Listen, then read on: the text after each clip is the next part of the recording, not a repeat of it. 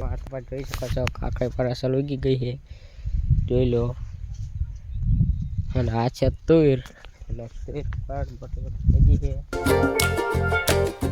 Hello guys, કેમ છો બધા? મજામાં જ હશો તો જોઈ લો. આપણે રોડમાં જઈશું વાડીએ, જોઈ લો રોડ આવી જઈએ છે અને કોક કાંટા પણ આવે છે, પણ જોઈ શકો છો. બ્લોગમાં કન્ટિન્યુ બના રહેજો.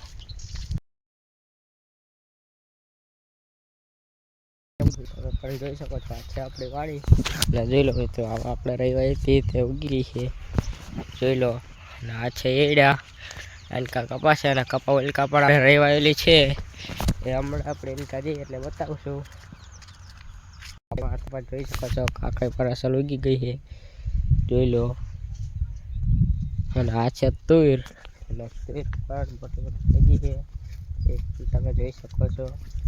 આ છે તુર, અને જોઈ લો હવે એમાં ફાલ પણ આવશે, તો બ્લોગમાં કન્ટિન્યુ બન્યા રહીજો.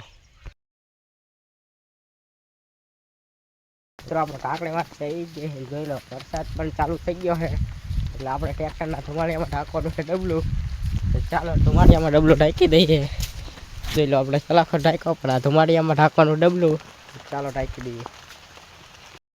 તો મિત્રો જોઈ લો આપણે ટ્રેક્ટરના ધુમાડિયામાં ડબલું પણ ઢાંકી દીધું છે, જોઈ લો. અને સાટા પણ આવે છે, અને મિત્રો એડા પણ જોઈ લો, એડા બધા પલળી ગયા, 2 દિવસથી વરસાદ આવે છે ને, જોઈ લો કારા થઈ ગયા છે.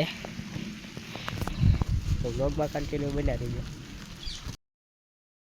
ગામમાં તમે પણ જોઈ શકો છો. તો આજનો બ્લોગ સારો લાગ્યો હોય તો લાઈક અને સબસ્ક્રાઈબ કરવાનું ન ભૂલતા.